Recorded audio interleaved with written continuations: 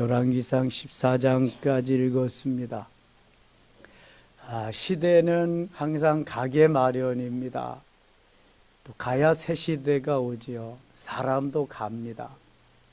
계속해서 가는 것이 세월이고 시대이고 우리 사람이죠. 사울왕의 시대는 벌써 갔고 다윗왕의 시대도 갔고 그렇게 지혜의 왕, 부귀와 영화를 누리던 솔로몬 왕 시대도 갔습니다. 이제는 그의 아들 르호보암 시대고 솔로몬의 하나님을 버리고 우상을 섬김으로 인해서 아들 때 르호보암 시대에 나라가 두 동강이가 납니다. 그래서 북이스라엘과 남유대로 나누어집니다. 어제 저녁에 묵상했습니다. 솔로몬의 통치 후기에 많은 왕비, 열왕기상 11장 3절에 보면은 무려 왕비가 700명입니다. 비빈이 첩이 300명입니다. 1000여 명의 아내들이, 왕비들이 드리고 온 우상과 더불어서 솔로몬은 거기서 헤어나지 못하고 하나님을 버리고 우상과 함께 그만 버림받게 됩니다. 하나님이 솔로몬에게 말씀하십니다. 내 아비 다윗에게 약속한 것과 같이 내 대에는 멸망시키지 않고 내 아들 때에 나라가 나누어지리라. 내 아들 르호보암은 유다 지파를 데리고 남쪽 유다를, 너의 장수가 되었던 여로보암이 북이스라엘의 10지파를 데리고 그렇게 나라를 세우리라. 이미 하나님이 그렇게 다 정리를 해 놓으셨어요. 그래서 남쪽 유다에는 솔로몬의 아들 르호보암이 40세의 왕이 됩니다. 유다 한 지파만 주신다 그랬지만 베냐민 지파를 합해서 겨우 2지파. 북쪽에는 10지파가 여로보암에 의해서 나라를 형성하게 됩니다. 그래서 남유다, 북이스라엘이 그때부터 갈라지는 거예요. 솔로몬의 아들 르호보암 시대부터 유다와 이스라엘은 두 나라가 됩니다. 한 민족이 두 나라가 되는 거예요. 우리나라가 한 민족이 6.25 사변을 기점으로 해서 휴전선을 앞두고 북쪽에는 러시아가 점령하면서 북한 정권을 이루고 남쪽엔 미국이 유엔군이 점령하면서 남쪽 정권을 이루은 것처럼 남유다 북이스라엘이 이루어지게 됩니다. 그리고 계속해서 북이스라엘은 우상을 섬기는 왕들이 계속 이어지고 남쪽에도 하나님을 섬기는 왕이 간혹 있지만 주로 우상을 섬기면서 북이스라엘 남유다가 모두 멸망하게 됩니다. 북이스라엘은 BC 722년 아수르에게 멸망당하고 남쪽 유다는 BC 586년 바벨론에게 멸망하게 됩니다. 비참한 역사가 여기에 담겨 있습니다. 이미 요셉의 때에 애굽에서 430년 동안 종살이한 전력이 있습니다. 그리고 다시 가나안 땅에 들어왔지만 우상을 섬긴 영고로 하나님을 버리고 우상을 선택했기 때문에 다시 멸망의 길로 갑니다. 하나님이 계속해서 말씀하신 것이 나 외에 다른 신이 없다. 나만 섬겨라. 내가 복의 근원이고 내가 창조주다. 내가 내 하나님이다. 내가 내 남편이다. 계속 말씀하셨지만 듣지 않습니다. 여러분, 하나님이 우리가 하나님 잘 섬기고 마음을 다하고 뜻을 다하고 목숨을 다하고 주 하나님 사랑하라 그러는데 주님만 사랑하고 그렇게 삽니까? 주님 사랑하기보다 세상을 사랑하고 물질을 사랑하고 내가 주님보다 더 사랑하는 게 너무 많이 있잖아요. 주님보다 더 사랑하는 게 뭐예요? 우상입니다. 우상. 뭐 산당을 지어놓고 거기다 돼지머리 갖다 놓고 절해야 우상을 섬기는 게 아니에요. 하나님보다 더 사랑하는 게 우상이라고 말씀합니다. 표면적으로는 주님 앞에 나와서 경배하고 찬양하지만 내 마음속에 하나님보다 더 사랑하는 게 있다면 그것은 곧 우상인 거예요. 오늘날 이거 말씀하고 가르쳐 주는 거지요. 13장 가겠습니다. 보라, 그때 하나님의 사람이 여호와의 말씀으로 말미암아 유다에서부터 베델에 이르니 마침 여로보암이 제단 곁에 서서 분향하는지라. 여로보암은 솔로몬의 장군이었지만 하나님이 여로보암을 통해서 북이스라엘을 다스릴 수 있도록 왕이 되게 하셨습니다. 그런데 이 여로보암이요, 자기 마음대로 제사장을 임명해. 보통 사람을, 레위인들만 제사장이 될 수 있어요. 제사장 가문에서만 제사장이 될 수 있는데 아무나 제사장을 삼는단 말이에요. 여로보암은 하나님을 믿지 않고 하나님을 따르지 않고 자기 마음대로 하게 됩니다. 일찍부터. 그래서 버림받게 됐죠. 7절 가겠습니다. 7절. 왕이 하나님의 사람에게 이르되 나와 함께 집에 가서 쉬라. 내가 네게 예물을 주리라. 하나님의 사람이 왕께 대답하되 왕께서 왕의 집 절반을 내게 준다 할지라도 나는 왕과 함께 들어가지도 아니하고 이곳에서는 떡도 먹지 아니하고 물도 마시지 아니하리니. 이 왕이라고 해서 선지자까지 막 회유하고요, 뇌물을 주고 막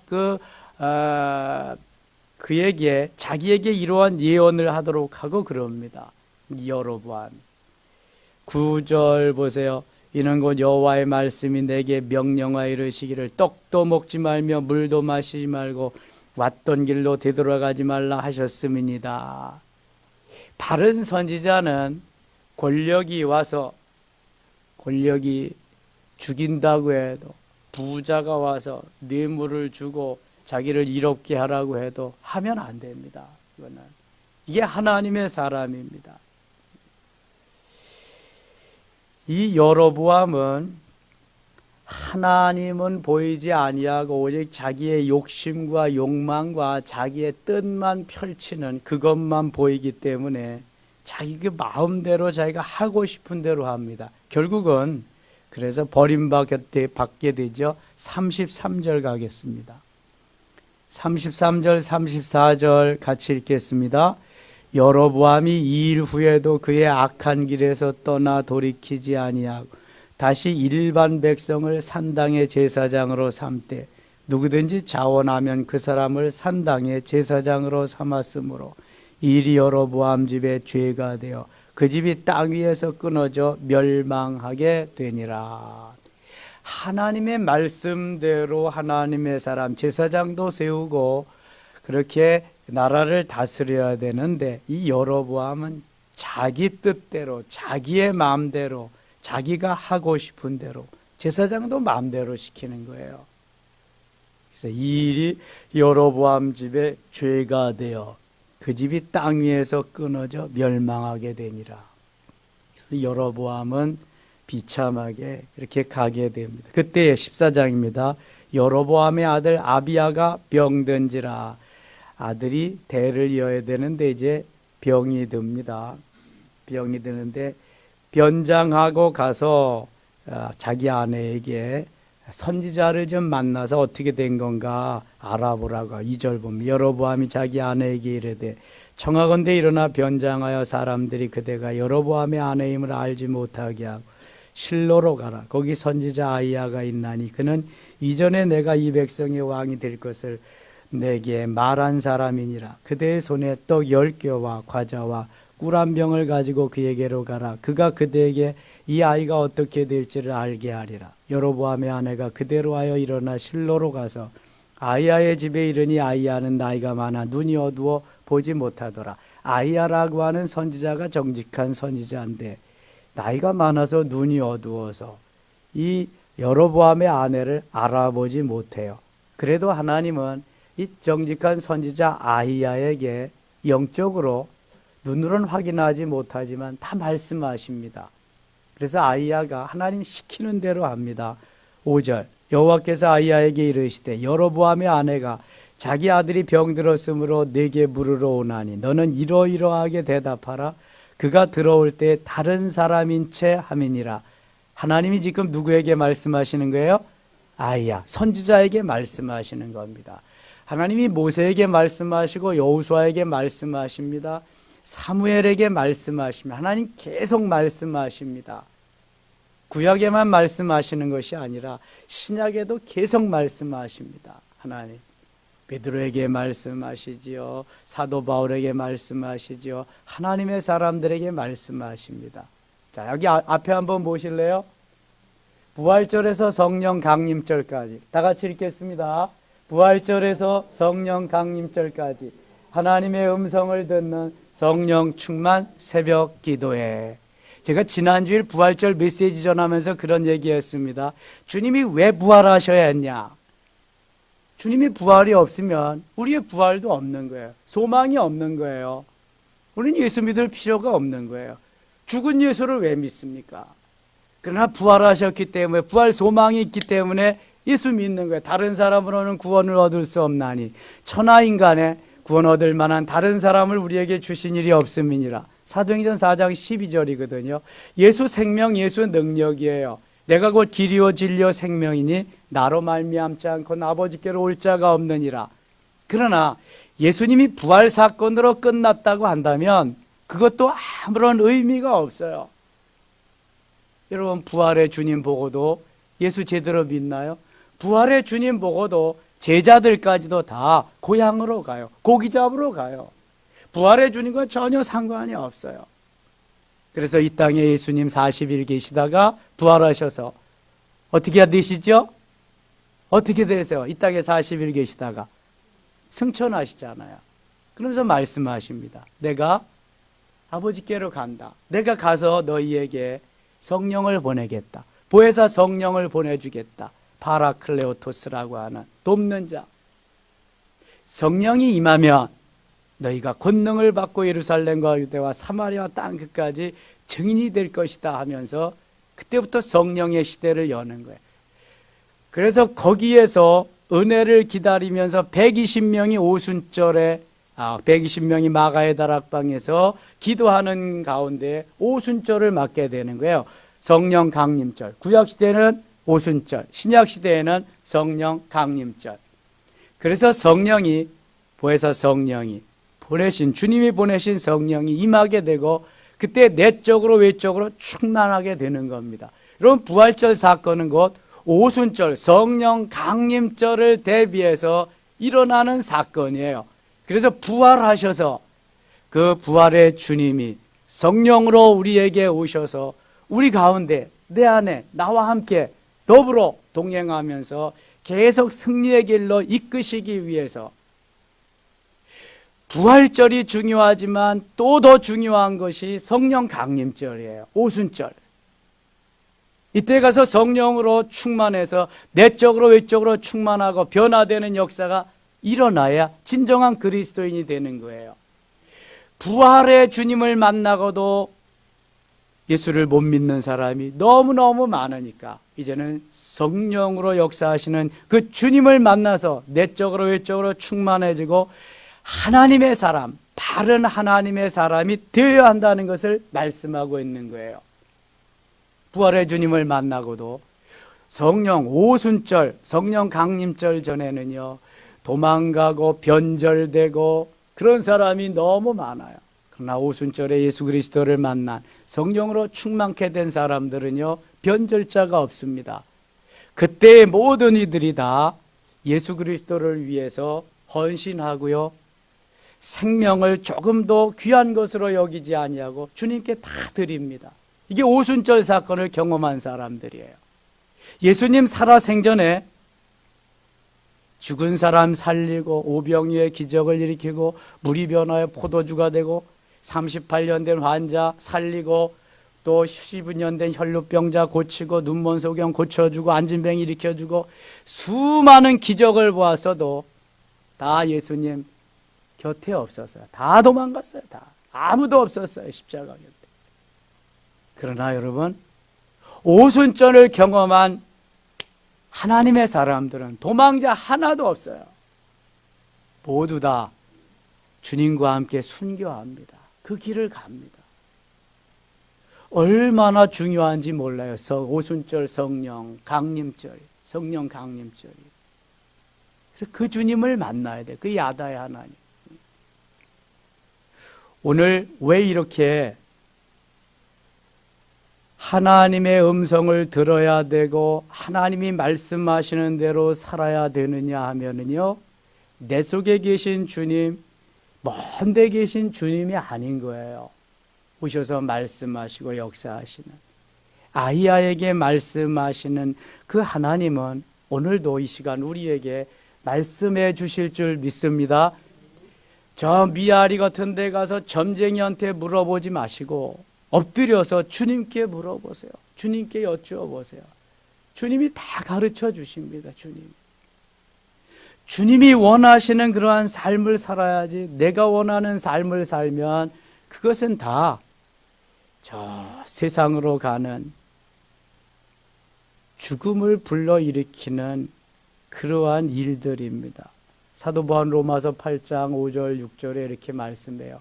육신을 따르는 자는 육신의 일을, 영을 따르는 자는 영의 일을 생각하나니 육신의 생각은 사망이요 영의 생각은 생명과 평안이라. 8장 13절에 보면 너희가 육신대로 살면 반드시 죽을 것이로되 영으로서 너의 몸의 행실을 죽이면 살리니 그럽니다. 육신대로 살면 죽습니다.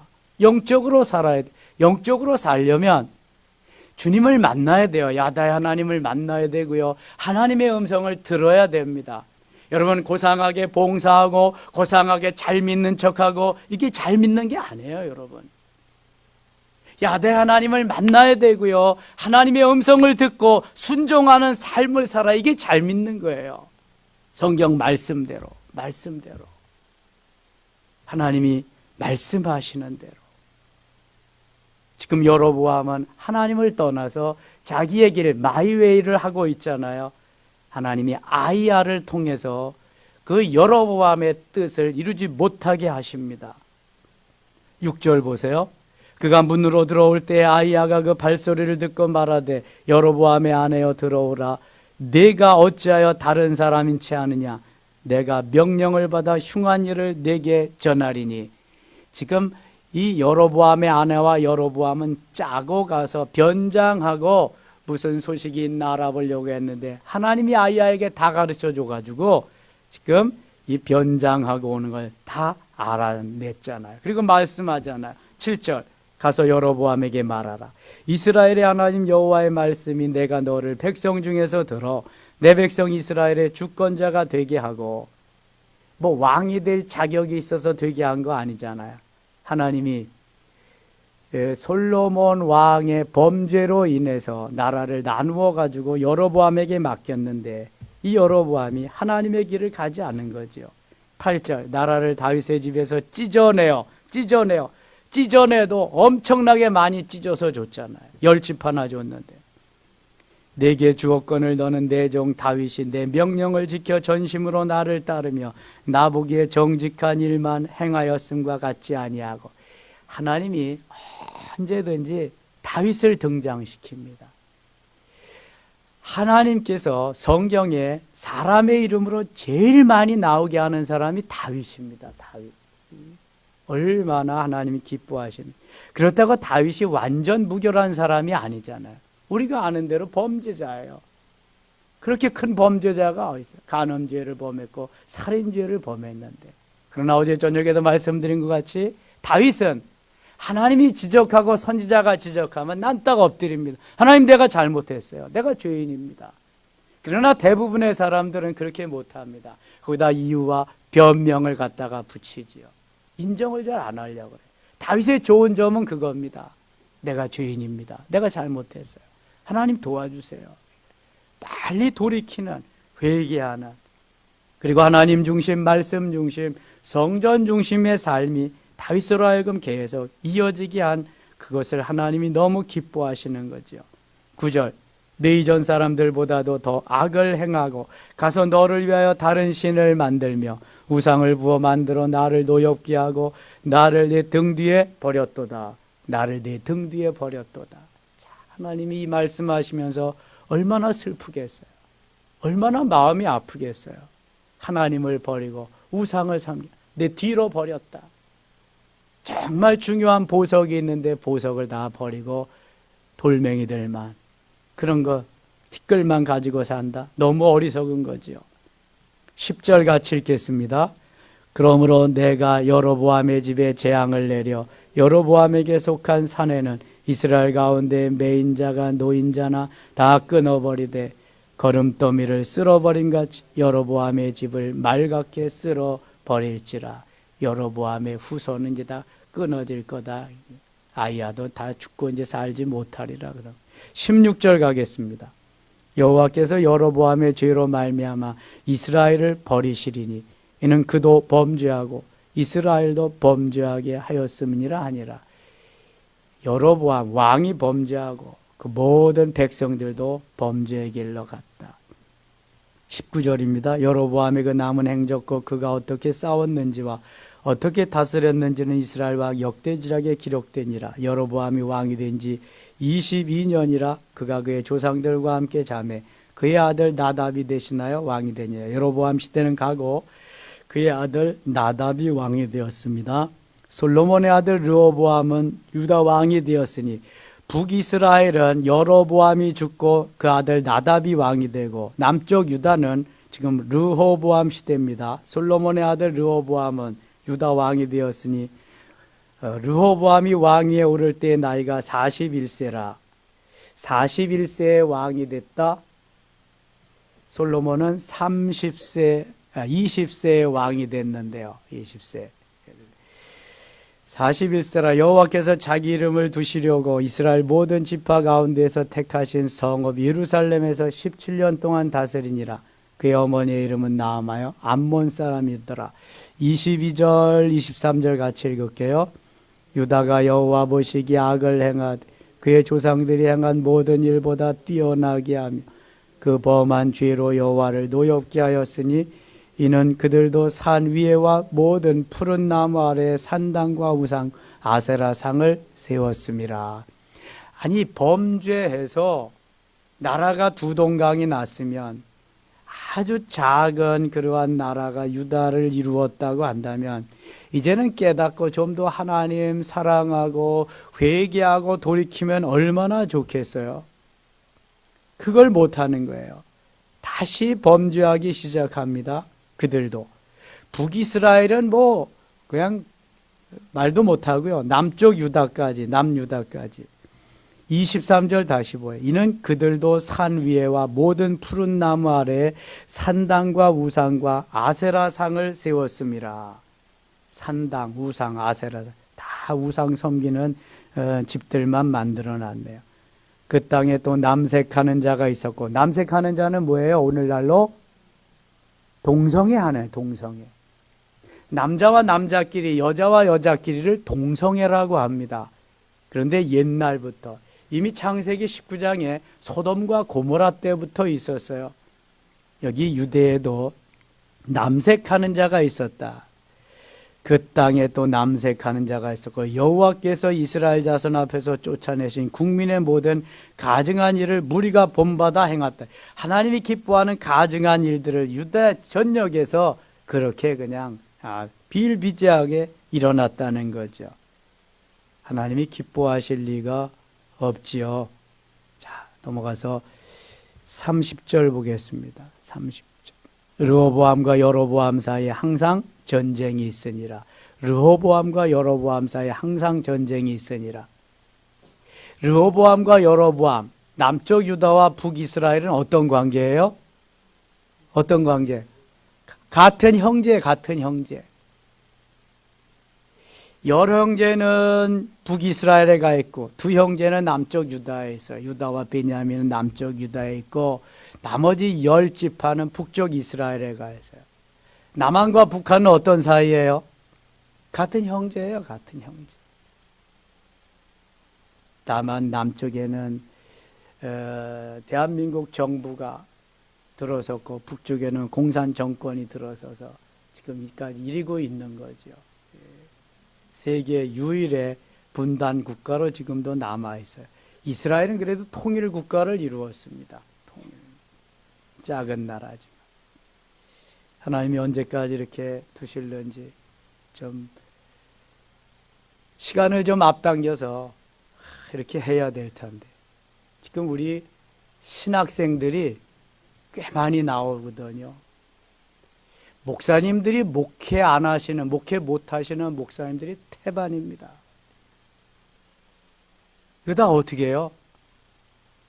빨리 남북이 통일돼서 저 북쪽에 가가지고 계속해서 가서 복음 전하고 그래야 되는데 지금 선교사로 나가고 기관으로 가고 유학 가고 그래도 뭐 태반이 넘습니다.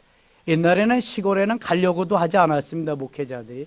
근데 이제는 하루에 배가 한 번도 안 가고 그러는 섬까지도요, 자리가 없어, 자리가. 그리고 개척을 하려고 교회를 세우면 교회가 될까요, 안 될까요? 교회가 안 돼. 안 가, 사람들이 아예. 개척교회 가면 고생스러우니까 가려고 하질 않아. 10개 세워놓으면 8개는 금방 문 닫는 거예요. 안 옵니다.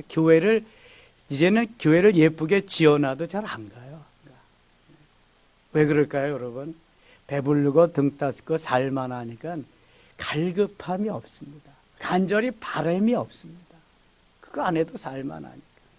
새벽 안 깨워도 살만한데 왜 깨워? 그냥 충분히 잠이나 자고 그러지. 그게 영적으로 계속해서 다운되는 거죠. 올라가 독수리와 같이 이런 신앙이 없는 거예요. 현상 유지만 하면 좋고 그거 안 돼도 괜찮고 뭐 그냥 이런 거죠. 여러분, 북이스라엘 남쪽 유다는 바로 영적인 하나님의 나라를 이루려고 하는 그러한 열망, 그러한 비전, 이러한 마음이 없기 때문에 다 우상을 섬기고 멸망의 길로 가는 거예요. 하나님이 원하시는 삶, 하나님이 기뻐하는 삶을 오직 하나님밖에 없다. 주바라기가 돼야 돼, 주바라기. 그래야 살 길이 있는데 주님 말고도 나는 살 길이 있다. 이때부터는 이제 문제가 달라지는 거예요. 자, 오늘 하루도 주님이 주셨습니다. 저 부활절에서 오순절까지 잘 달려가서 승리하는 아름다운 삶이 되어야 할 줄 믿습니다. 이 시간 나온 여러분들이 행복자임을 믿습니다. 기도할 때 하나님이 솔로몬에게 만나주셨던 하나님, 다윗에게 만나주셨던 하나님, 놀랍게 역사하실 줄 믿습니다. 기도합니다. 아버지 하나님 고맙습니다. 시대는 가고 사람도 갑니다. 하나님, 우리가 언제까지 이 땅에 머무를 수는 없습니다. 그러나 하나님이 머물게 하시는 동안, 생명을 연장시켜 주시는 동안 주를 위해서, 복음을 위해서, 하나님의 나라를 위해서 멋있게 쓰임받는 저희들 되게 하소서. 여로보암과 같이 살지 않기를 원합니다. 솔로몬 말기와 같이 비참한 삶을 살지 않기를 원합니다. 다윗과 같이 멋있는, 요셉과 같이 클래스가 다른 멋있는 삶을 살아갈 수 있도록 주님 도와 주시옵소서. 예수님의 이름으로 기도드리옵나이다.